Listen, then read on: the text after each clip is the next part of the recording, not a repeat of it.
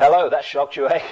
It's all right, I've not shapeshifted. At this point in the talk in Brixton, all the video equipment went pear-shaped that was recording. So instead of splicing the two bits together and losing all the information in between, I thought I'd just add in here from my home the bits that are missing, and then we'll go back to the talk for the last period to the end. And what I was actually talking about when the tape Brixton ended was consensus reality. I was talking about this picture here, about how when information comes in through the eyes, it's actually waveform, not actually three-dimensional cars and rooms and walls. Our brains do that. And it's interesting that when information comes into the eye, it's upside down, it's backwards, and it's two-dimensional. How many people realize that? That when information comes in the eyes, it's two-dimensional. What happens is the brain then takes the two sources of information coming through the eyes. You know, like those video viewer things where you see those three-dimensional pictures when you look in. They work because each eye is given the same picture and it puts the two together to create a three-dimensional image. Well, that's what the brain's doing every time we look around. So consensus reality is what I was mentioning in Brixton, that it's not just us, if you like, individual minds that are creating our reality, although we're giving our unique spin on it by the nature of our beliefs and what have you that create the reality that we think we experience. But there's a collective level, consensus reality I call it, which allows us to look at the world and basically agree on what we're seeing. For instance, if I looked out of that window, the cameraman here and everything, we would agree that there was a house over there. That's consensus reality. We might then, in our uniqueness, say, oh, I like that house, I don't like that house, I don't like the color, I do like that color. We would put our spin on it, but we would agree basically there's a house there. And this level of collective reality is what the psychiatrist Carl Jung called the collective unconscious. And this is where, in so many ways, the matrix lies, this matrix of illusion that we live in and think is real. There's a phenomenon that lots of people maybe know about now, which has been termed the 100th monkey syndrome. What they found was that once you showed a certain number, and it's only a few, of a species like monkeys, something new, suddenly, inexplicably, but it's not, all or many more of that species can suddenly do spontaneously, without being shown, what the few have had to be, if you like, taught to do. And the reason that phenomena is possible is that there is a level of each species, because we're all one anyway, the human race, the monkeys, whatever, where those minds are connected. And I can only kind of symbolize it, I suppose, as if your individual mind is a computer and the collective mind is like the internet, the World Wide Web. And when you symbolically learn something new, you might type it up and put it on the web. There it becomes available to anyone that wants to log into the web. The 100th monkey syndrome works like this, in the sense that once those monkeys or anyone has learned something new, that knowledge automatically gets transferred to the collective mind, the collective level of that species. And there, like the web and logging in, other members of that species can access that. And suddenly they can do something, they know something, without actually being shown. Like most so-called mysteries and inexplicable things, it's actually very simple what's happening. Because animals don't read the newspapers and watch the television, because they don't go through this ludicrous indoctrination system we call education, they are not desensitized. They are much more sensitive to these collective levels and these other levels of consciousness. So they access information very, very sensitively, very effectively in this way. But humans do it too. And so every time we learn something new, we are adding that into the collective mind. But in terms of collective reality, that collective mind is also influencing us in the other way, in the circle. And so once you have a human collective mind, human subconscious, collective subconscious, programmed with a reality, then unless as individuals we consciously disconnect from that reality, we are going to live that reality. So this is where this whole idea comes from, that we look outside and we all agree that there are certain things there.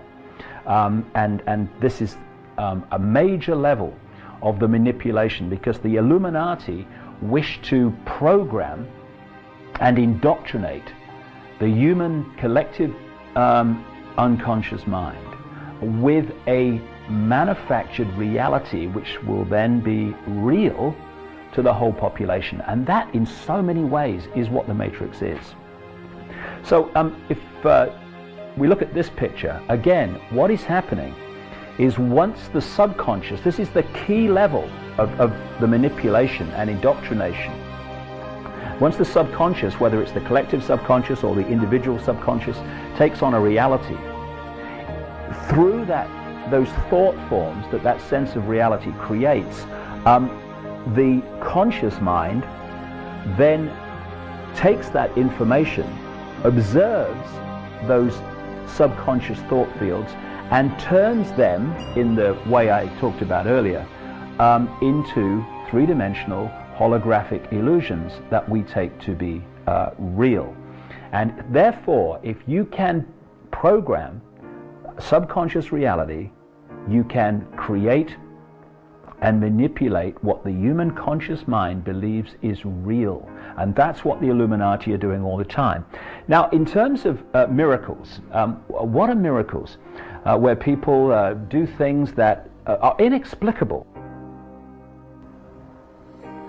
In a book I've just put together called Tales from the Time Loop, I give a lot of examples of these miraculous feats. Like people who, in laboratory conditions, have put swords all the way into their body and out the other side, pulled it out, no problem. We of course see people who walk through fire, and there are those, again, documented examples of people who walked across molten volcanic lava that is only cooled enough to hold their weight. No burning of the feet, nothing. What is happening here? It's a withdrawal from consensus reality, the reality that people accept to be real at the level of the subconscious human collective mind. Because if you accept as your reality that this foot or this leg is real, and you accept that fire is real and not an illusion of the mind, then your mind will create the reality of your belief, i.e., you walk through fire, you'll get bloody burned. But if you can disconnect your sense of reality from the consensus belief that fire burns and legs get burned, you can walk through fire and walk across molten lava and put swords in your body with no ill effect, because it's not your reality. It's just a miracle version of that story I told earlier in the talk at Brixton, where the hypnotist put the guy's daughter in front of him and told him when he came out of the hypnotic state he would not be able to see his daughter, so he didn't, and he could see things the other side of his daughter. Basically, it's like a movie, and you've just said that part's not in my movie. Well, if walking across molten lava and getting burned is not in your movie, then you can't get burned, because it's all Illusion. There was a lady I came across some years ago who used to give over a room in her house for people that wanted to meditate for long, periods. And she was telling me that one day, one time, she had this guy who went in and meditated for a long period, and she got worried about him. And eventually, she took him a cup of tea, see what was going on. And she said, I opened the door. She said, I walked in, looked across. She said, and I dropped the cup because she could see half of his body, the lower half, had disappeared. Only the top half existed. Below that, nothing. Why? Because he had gone so deep into a meditative state, a state of going into another reality, that his body was starting to follow his mind into that reality. This is what it's about. So there are no limitations. The only limitations are those that we put on ourselves. And as Einstein said, reality is an illusion, albeit a persistent one. And what makes it persistent is this collective level, and the fact that we are constantly having our sense of reality reinforced externally. This is what's real, education, media, and all this stuff. And therefore we take it on and we create the three-dimensional holographic illusion of that reality. This is what the whole basis of the conspiracy about. It's hypnotizing, literally hypnotizing the population with a certain reality.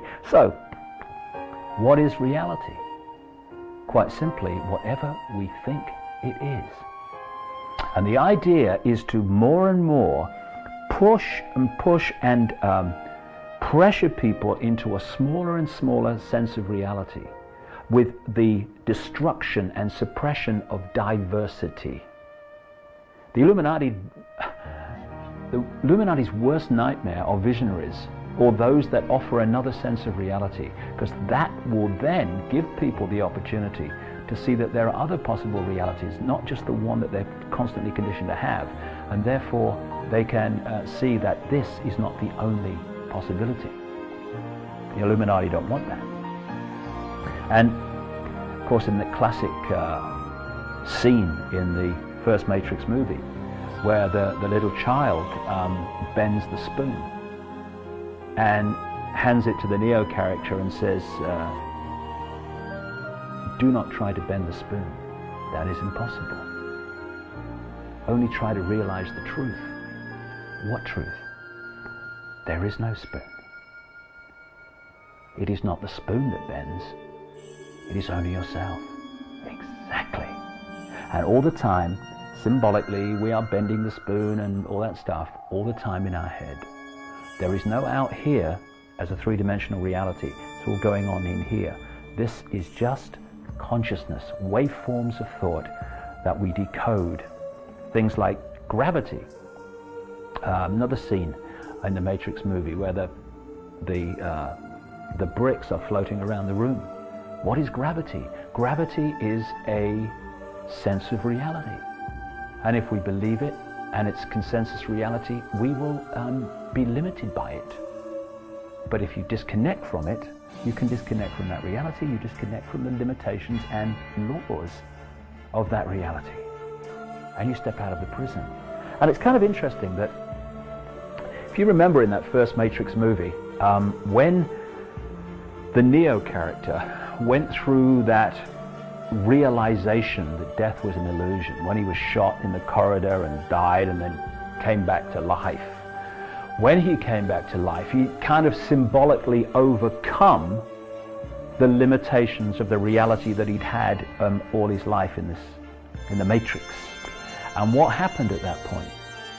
With that realization, he was no longer seeing people and walls and what have you. He was seeing vibrational codes, in effect, the green codes that the Matrix used to symbolize this. And it's getting beyond the point where you take this to be real, that takes us beyond the limitations of the matrix, because the matrix will not control us once we realize that this is an illusion and we're creating it, and therefore we can create any illusion we like. We can create a paradise illusion, or we can go on creating a prison illusion, but they're still illusions, creations of our mind, and we are in control of that if we take it back. That voice in the Amazon, when I was in that altered state with the ayahuasca, was pointing all this out in great detail. And there was a point during that night when I opened my eyes and I saw the moon coming up. And as I looked at the moon, this voice said, the moon, the moon. Poets wax lyrical about the moon. Illusion. It's just a holographic illusion, like everything else. And then another point in the night, it said to me, do you think that's Earth you're lying on now? Illusion. You're only lying on it because your reality is that the Earth is real, and the ground is real, and you are real, and therefore you create that that reality in your mind, and you experience it. It's like, it's very clear that what we're living here is as much a dream as anything we have in sleep. The difference is we take the sleep dream, it was just a dream. This dream we take to be real, and therefore the dream controls us, because illusions can't control you when you know they're illusions. They can only control you when you think the illusion is real. And it said to me, this voice also, when you go out into the sunshine and you feel the sun and all that stuff, where does that come from?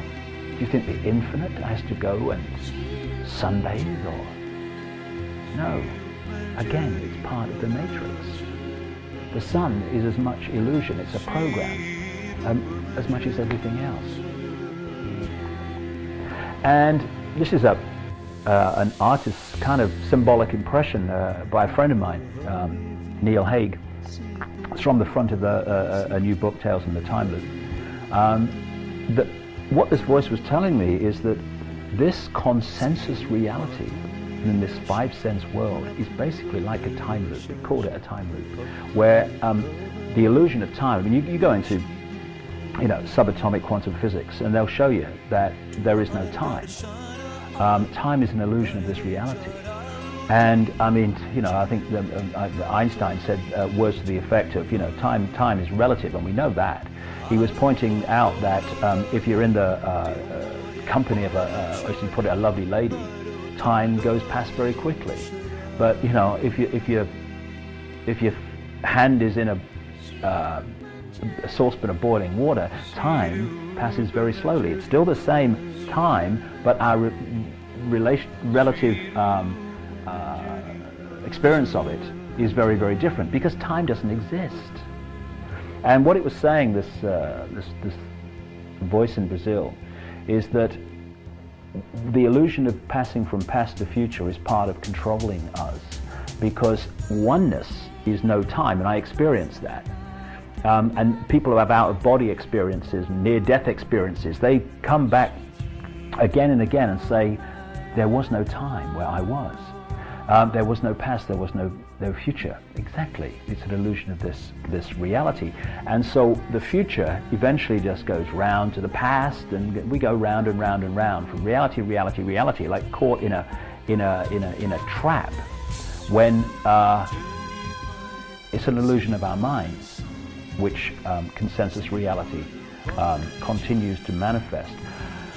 And what this matrix is, and what this time loop is symbolized by that droplet of water there. It's disconnected from the whole. Not really disconnected, because you can't be disconnected from oneness, because you're always oneness, but we have the illusion of disconnection, and that illusion is what stops us manifesting the true infinite magnificence that we are, and gets us caught into this idea that we're little and ordinary, and caught in a world in which life is living us instead of we living life. That's the difference between being in the illusion and thinking it's real, life lives you, or realizing it's an illusion and you're creating it, then you can live life. So the more and more that I've gone along this path, it's clear that it's not a case of learning anything, because we're oneness, we are infinity, we have access to all, we know all. It's not about learning anything, it's about unlearning. It's about freeing our minds from the programmed reality that holds us in the trap. And because, as I've talked a lot about, it's the subconscious level that is really the engine room of human behavior and human reaction and human reality. That's why, you find that, as I've mentioned, about 1.5 seconds before I decide to do that, conscious mind decides to do that, the electrical signals are started in my brain to do it. I mean, why is that? Because the subconscious level is really the governor of human behavior. And so the Illuminati target the subconscious all the time. You know, when they're talking about Bin Laden did it, Bin Laden did it, Bin Laden did it, weapons of mass destruction, weapons of mass destruction, war on terrorism, war on terrorism. These mantras, these constant repetition of the same thing, it's done for a simple reason, to program the subconscious mind to accept that reality. And the subliminals that you find in advertising and in political broadcasts and all this stuff are staggering in their number. And subliminal, it means below threshold. In other words, your subconscious mind sees all and absorbs all. My subconscious mind, as it looks around this room, observes this room, is taking it all in. My conscious mind is aware of a fraction of what is actually there to see in this room. And so subliminals are there to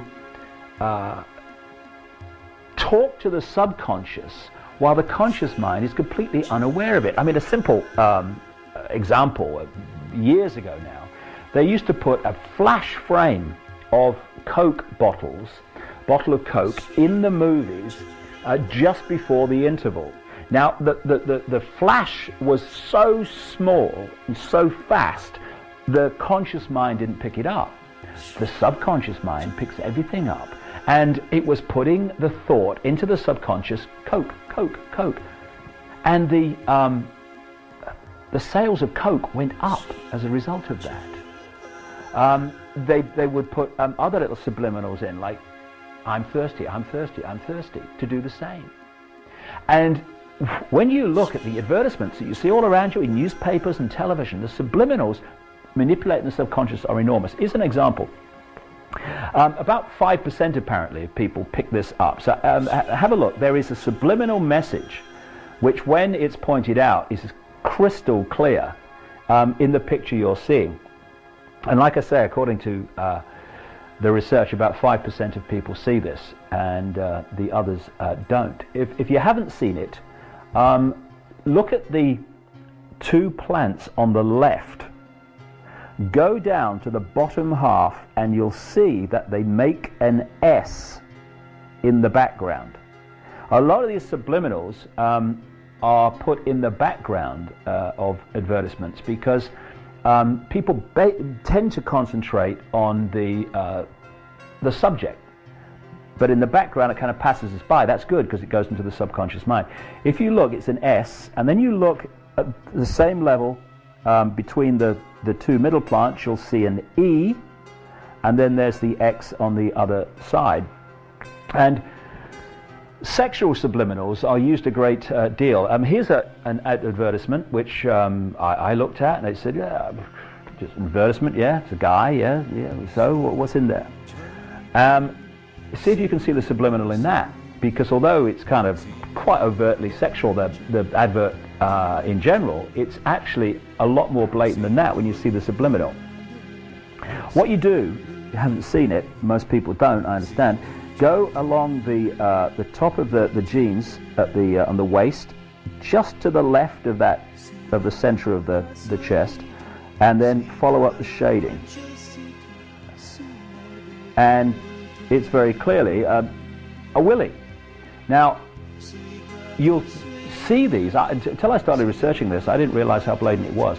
You'll see things like that in the most innocuous of advertisements, like for chocolate cake and soft drinks and all this stuff.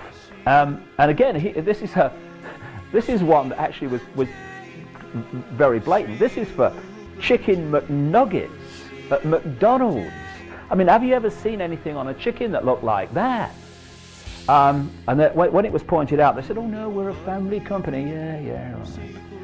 All right. Now the reason that there's so many sexual subliminals put in advertisements is this. This is the basis on which they do it.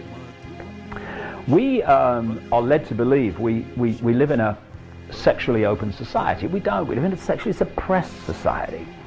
And we're in denial of so many things, not just sexual things, we're in denial of many things that we don't want to face. What they do is, with subliminals, is manipulate that. They use the sexual subliminals to attract you on a subconscious level to the advertisement, although the conscious mind has no idea why it's attracted. And the conscious mind, which is in denial of sexuality, in denial of many other emotions that we feel, it shuts out what it's looking at. And so they have the wonderful benefit and bonus of attracting people to the advertisement on a subconscious level, while the conscious mind is not seeing what is attracting them to it. So this is what they use it all the time. And our subconscious mind is being programmed with messages and instructions and hypnotic implants all day, every day. From what I've read about like print advertising in newspapers and magazines, particularly in newspapers, they're designed to be seen, looked at for about 1 second. So what are they doing? Are they going to sell me anything in words in the advert in a second? Not the idea. The idea is to implant in that second the subliminal message, and it literally is a hypnotic key, which then is designed to be triggered when you're walking down the supermarket and you see that product, and then the trigger comes and you buy the product. That's how it's based, what it's based on. And this, of course, doesn't just happen when they're trying to sell you a chocolate cake or a bottle of gin.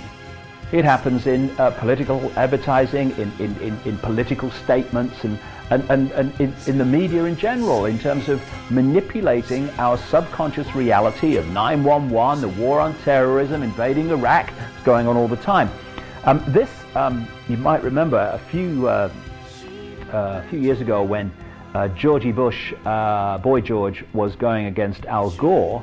An anti-Gore advertisement by the Bush camp was found to have this subliminal in it, where rats came up when they were making a very anti-statement about Al Gore. Unfortunately, it was very crassly done compared with how it normally is, and you only had to slow down the tape very slightly to see the rats. It's much more subtle most of the time, but this is just an example of how it's done. I remember even further back, there was a time when François Mitterrand, the president of France, was going for a re-election, and people saw a subliminal involving him in the opening titles of the national news on one of their channels. Again, it's all about subconscious implantation. Here's an example of that. There's a very good book called The Age of Manipulation. It's one of many good books written by a man called Wilson Bryan Key, who's pretty much one of the world's best researchers and most knowledgeable writers on subliminal manipulation of the subconscious. And he points this out in his book about Colonel Gaddafi. Years ago, when they were in America trying to demonize Gaddafi, they had his front page cover picture on Time magazine, Time Warner, AOL Time Warner, massive Illuminati company, and in the face they had planted subliminally sex on the forehead, attract into the picture, and then kill on the side of the face to plant a very negative subconscious thought about Gaddafi, and they do this with other people as well. And these, let me add, are the very people who have told us what happened on 9/11, who did it, why it was done, and what should happen as a result. Interestingly, during the Iraq War, they introduced this massive manipulative con of having reporters travel with the troops during the Iraqi war. And what did they call them? And this word came out of the Pentagon. They decided on it. They called them embedded reporters, or embeds. Guess what they call these subliminal messages and implants in advertisements like the ones I've been showing you? They call them in the trade embeds. How appropriate, and there's no way that the Pentagon came up with that term for the reporters by accident. What were those embedded reporters? They were subliminal embeds, because they were traveling with the troops, they were dependent on the troops, they got all their information from the troops basically, and yet they were standing there apparently reporting the war as a journalist, but they were in fact front people for the official version of what was happening in that war. And this is, I would strongly suggest, one of the reasons that life got very unpleasant and very dangerous for so many reporters trying to report the war that weren't embedded, to make sure that there were fewer and fewer who would put their lives at risk in the wars of conquest that are still to come. So again, subliminals are used to manipulate us and give us a subconscious image of reality all the time. I mean, here's Tony Blair. This man, along with Bush, and more importantly those that control them and dictate to them in terms of policy and action, he has just brought about a war. Well, it's not really a war, you need two sides in a war. Brought about an invasion that cost the lives of 7,000, at least, independent count, 7,000 Iraqi civilians, many, if not most of them, children. Children who were, if not killed, even more were grotesquely maimed. And yet, when he comes to Iraq for the first time, what does he do? He goes to a school of children who are all arranged to treat him like some kind of conquering hero. He picks one of the children up out of the crowd, and there's the photo opportunity of the kiss on the cheek and all that stuff. It's all subliminal. And have you noticed that when people like Blair talk to the troops, now what do? Well, you're going to talk to troops. So you put the troops there. I mean, it's not, kind of rocket science, and you stand in front of them and you talk to them. But notice that doesn't happen now. They put always, when they're talking to troops, a group of them behind the Prime Minister or behind Bush, and therefore in the picture on the news you have the troops in the picture around Blair or whoever when they're speaking. And that is giving a subliminal message, which is very simple. It is the subliminal message that's describing the scene precisely. It is saying the troops are behind Blair. And one other thing on subliminals and all this stuff, incidentally, is George Bush. He does it as well, but I mean, he's not quite got it right there, Georgie. But when I was in America during the Iraq War, I was watching CNN and Fox News or Fix News, the Murdoch channel, and others. And of course the military, the Pentagon, had decided to call the invasion of Iraq and the slaughter of civilians Operation Iraqi Freedom in true Orwellian fashion. Of course, why do they choose the names for their battles and their wars? They do it to implant a message to the public that they want the public to accept is the reason for the war. So they call it Operation Iraqi Freedom. It's about freeing Iraqis. Now, if you're a journalist, like a proper one, you know that. So what you do is you might mention once that they're calling it Operation Iraqi Freedom, and then that's the end of it, because you know it's a manipulation. Instead, there was CNN and Fox News and all these people on the bottom of the screen through the war. It had Operation Iraqi Freedom. Now, what's happening there is, as the conscious mind is watching the pictures of the war and the news coverage, or what passes for it, the bottom is telling the subconscious all the time they're watching Operation Iraqi Freedom, Operation Iraqi Freedom, Operation Iraqi Freedom. Now, this is planting these subliminal messages that are affecting the sense of reality of the subconscious mind, which the conscious mind then turns into three-dimensional holographic representations of that reality. But you look at that now, if you couldn't see it earlier, you will see it crystal clear. In fact, you probably can't see anything else but the word sex.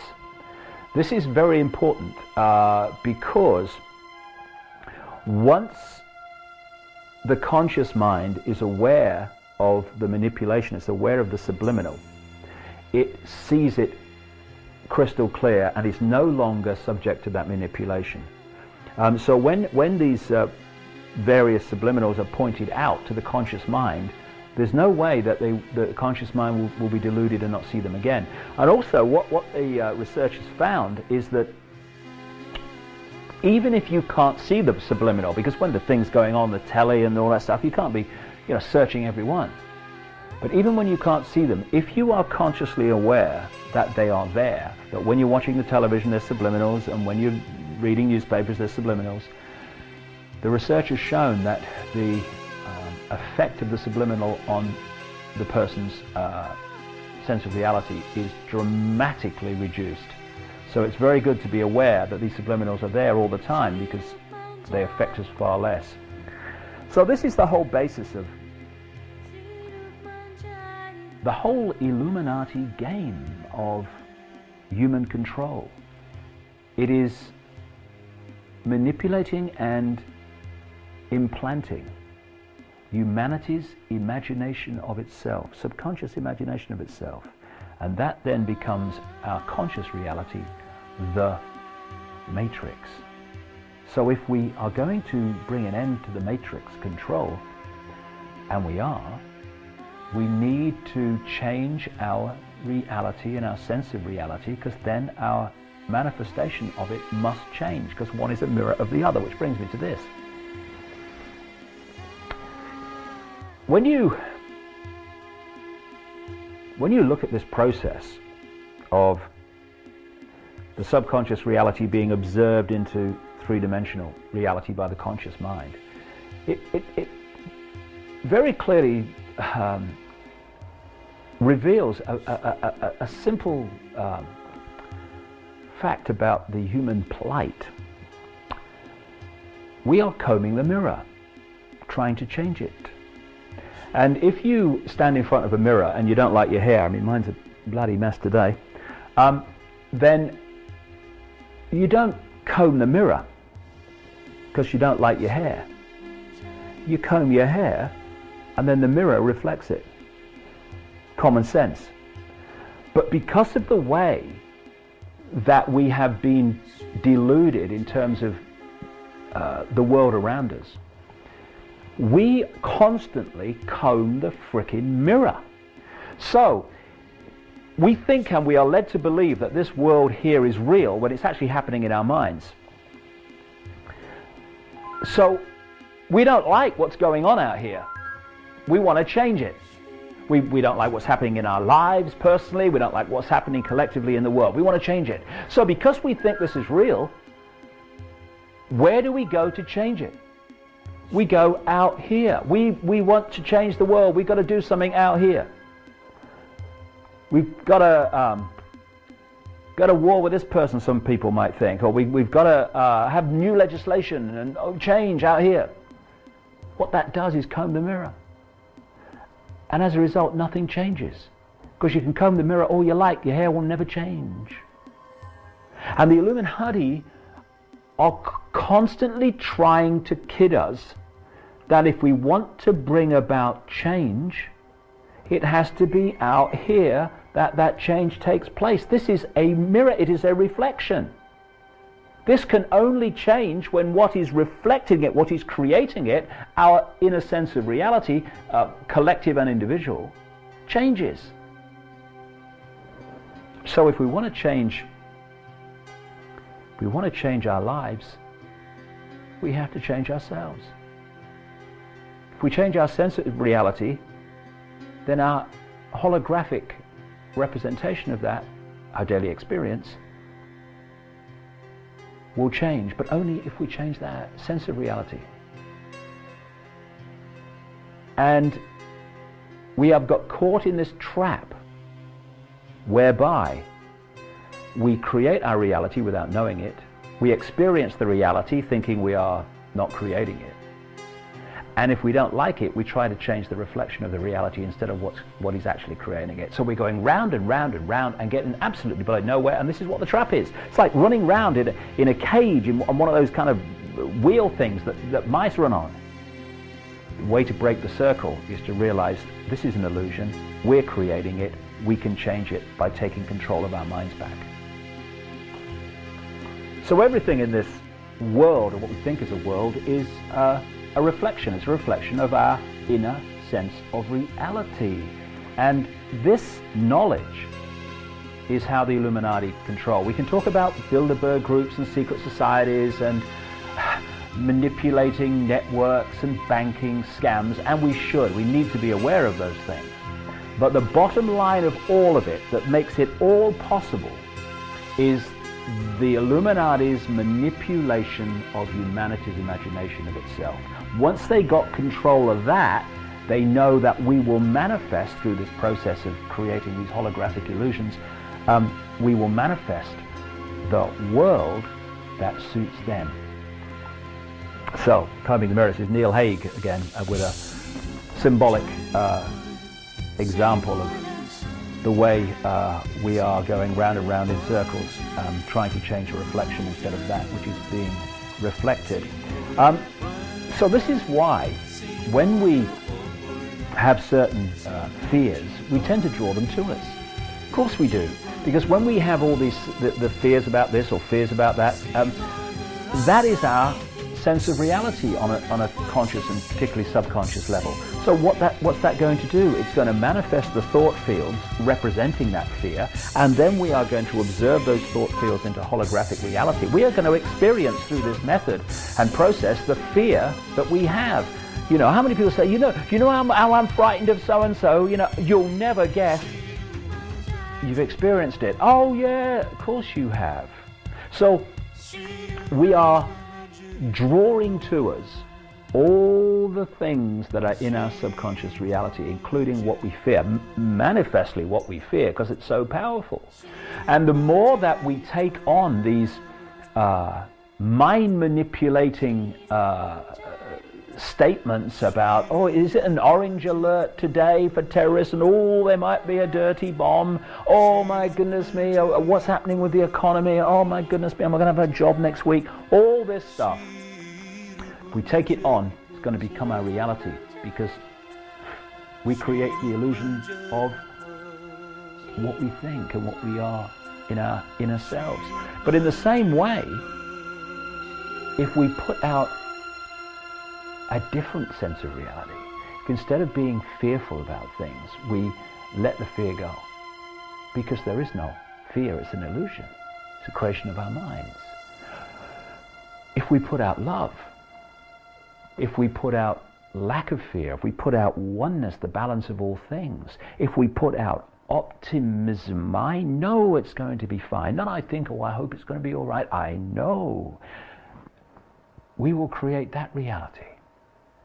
Money and all these things that people like in their lives and what have you, or whatever their desires are, whatever that form they may take, they are illusions. They're as much an illusion as not fulfilling that desire, not fulfilling that ambition. That's another illusion. So we are in control of whether we manifest the illusion of manifesting what we want, or whether we manifest an illusion of manifesting failing to get what we want. They're both illusions. We're in control of which one we have. And I think that's pretty much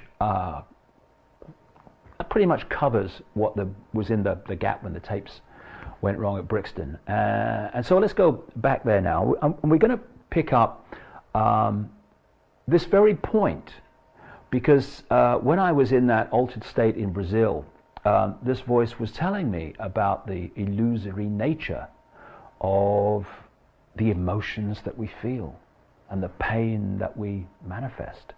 And once we realize they're illusions, we can maybe do something about them.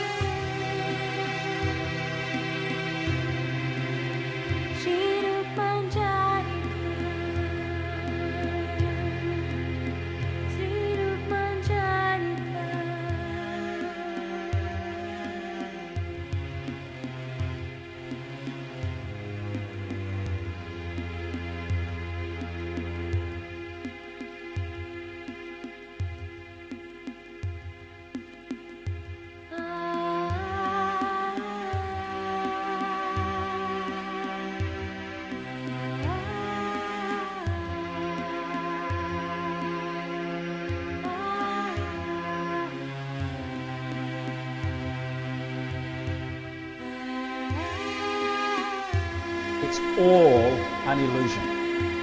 And it's an illusion that we can enjoy, or it's an illusion that can control us. But what has happened is that we have forgotten that we are the dream and the dreamer. And the dream has taken over. And the dream has led us to believe that we are a part. We think in terms of parts, not whole. We think in terms of David Icke, not infinite consciousness. And therefore, we got caught in an illusory trap of division.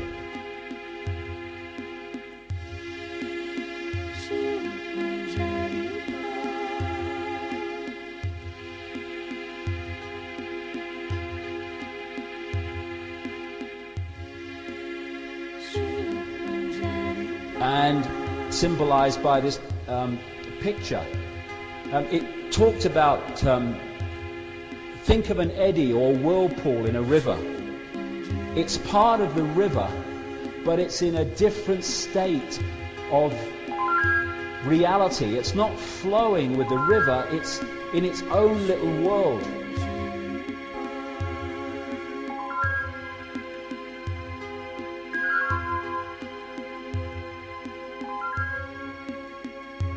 And as it said, as long as the circumstances remain the same, that eddy will just keep going round and round and round and round. Only when the circumstances change, the flow changes, will it become flowing back into the river again and become the oneness.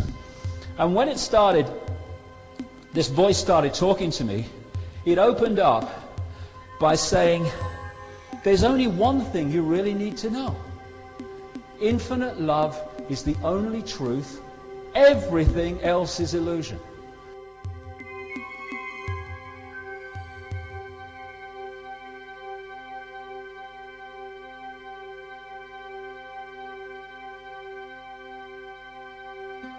And in my mind, I went to say everything, and I got halfway through, it's everything else is illusion. Because what it was saying was, the only truth is the existence of this infinite one consciousness, which is all loving, all knowing, all wise, the harmonious amalgamation of all. everything else is the imagination of that consciousness made manifest, illusion.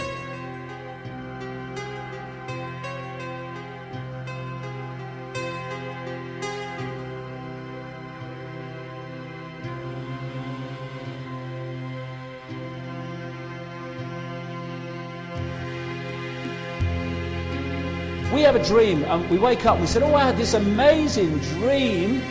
Well, the only difference between that and this is we believe this dream is real. And of course, in the dreams, when we fall off the edge of cliffs, we just wake up. We're all right.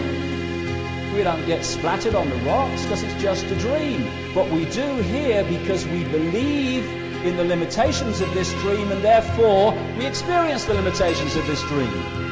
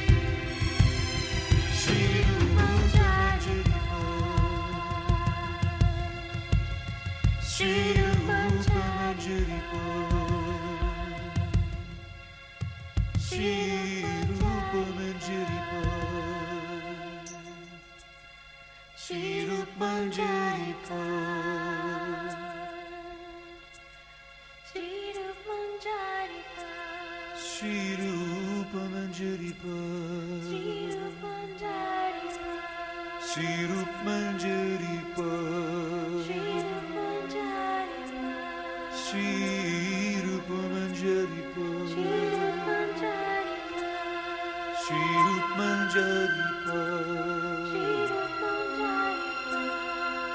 Rup Manjari Pa